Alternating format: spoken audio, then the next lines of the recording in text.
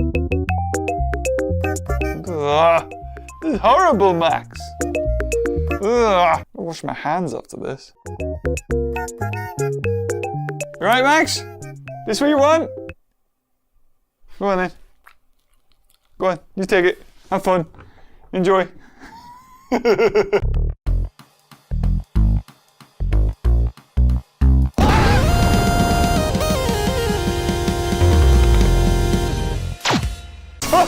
Welcome back to another episode of James and Box's Toys, and today we've got a special sort of T-Rex. I know Mattel makes a lot of T-Rexes, and let's be honest, turtlenecks are quite the style. With the 30th anniversary that Mattel have done, they have also released something that kind of was in the initial release of the Kenner toys, that being a spiritual successor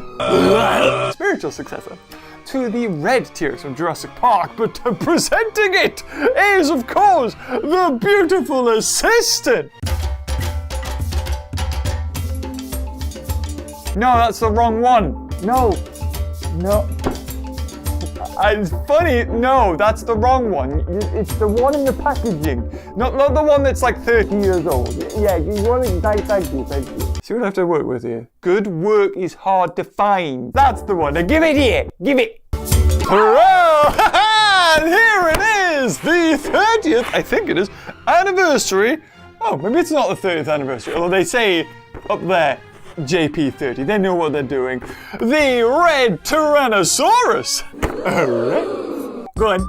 Doodles. Off she goes. So what do we have? Of course, sporting the best Jurassic Park logo the franchise has ever seen. The yellow one.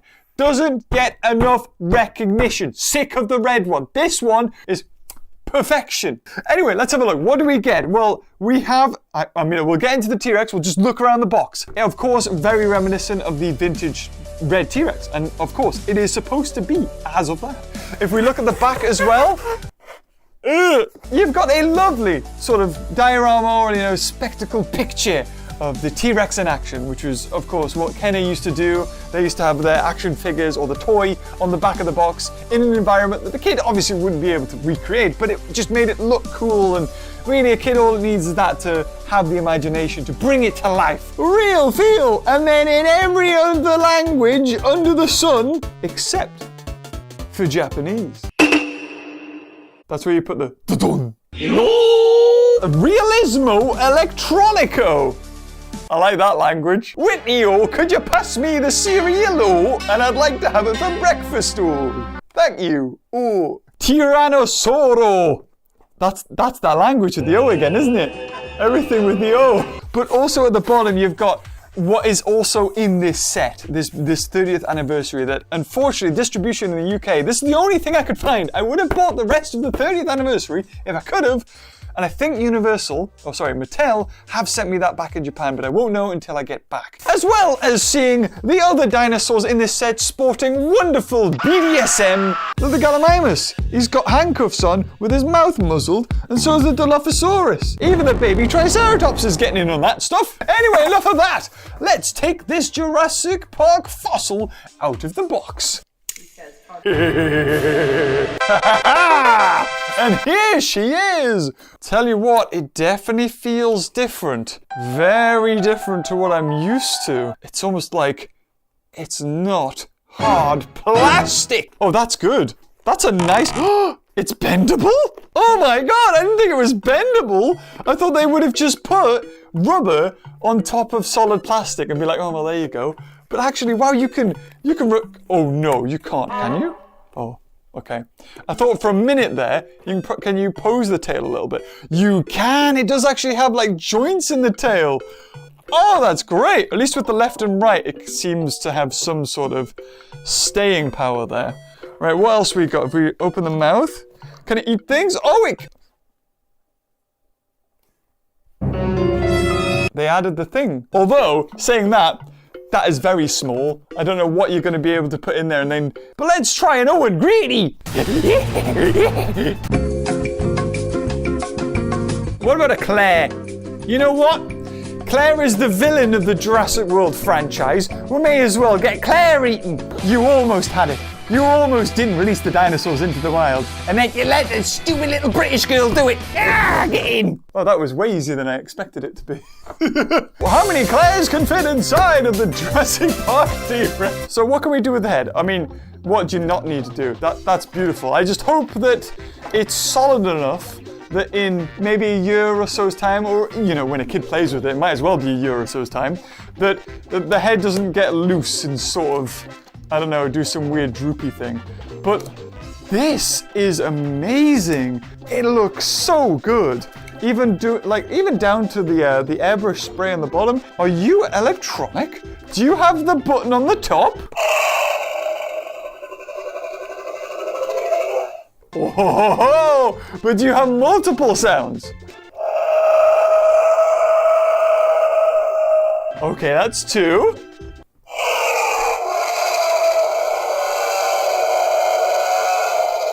I'm waiting for that iconic one. I'm waiting for the...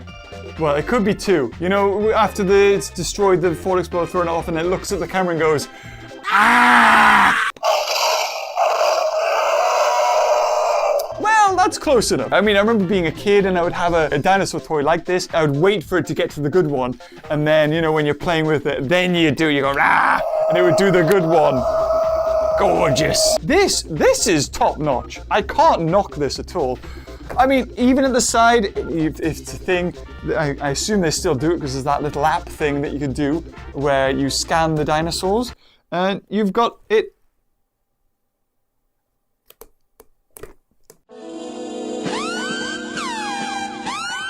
Did they forget to put the scan code in my T.rex? No, hold on a minute here. Even though I bought the thing, and remember, it's facing this way, I think. Was it facing that way? I think it was facing that way. So there's no way of knowing if the scan code was in there, but I'm no expert.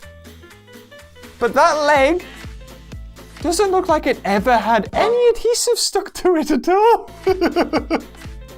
Just as I was saying, it's flawless and I can't fault it. You go and make me fault it, Mattel. You make me do it, not me. I'm not that fussed about it. If I don't scan the toys. I'd rather sort of collect them. Also, you can make it do sort of the splits. So that's good. You're balancing it on a bit of an uneven surface. There's also a lock mechanism there. This brings up the question. I mean, it is technically the same sculpt as all the other T-Rexes that we've had in the past. It is beautiful. I love it. It roars. Even its arms have up, down, and left, right motions. Or what'd you call it? Points of articulation? Jesus, I pulled that out from my head. It's been so long since I've done an unboxing that. Yes, that is right. You've also got the hard plastic in the mouth as well. Love it. Right. Did it take so long to get this into production? You had the license since 2018, and it took you 5 years to get a rubber dinosaur toy. Let's compare it to the original. Well, 30-year-old, wow. It's like, you do have those throwback pictures of me 30 years ago, me now. Although I'm kind of wondering whether the 30 years ago is better. Usually it's like an upgrade, but nowadays with toys it's never usually an upgrade. But I mean, its colors faded a little bit over time. Comparing the two, what can I say? Will he be a forever nostalgic fanboy, or will he turn to the new leaf? Well, the answer might shock you. I actually think this one's better. I know! Cancel him immediately! Let me explain why I actually think this one's better. For a start, you've got 30 years of innovation, so it technically should be better, right? If you have a look at this, which is actually modeled on the Stan Winston maquette, this T-Rex right here, modeled from the one in the movie, even though that's the case, if you look at the head, it always looked a bit odd to me with the cheeks. There's always a bit of a gap here. And that kind of needs to be just to make the toy work. Yes, you could do that. You could open the mouth, squeezing the neck, but it just always seemed a little bit off. It seemed like it was great up until it got to the head and then something wasn't right to me. Also, I mean, do you lift?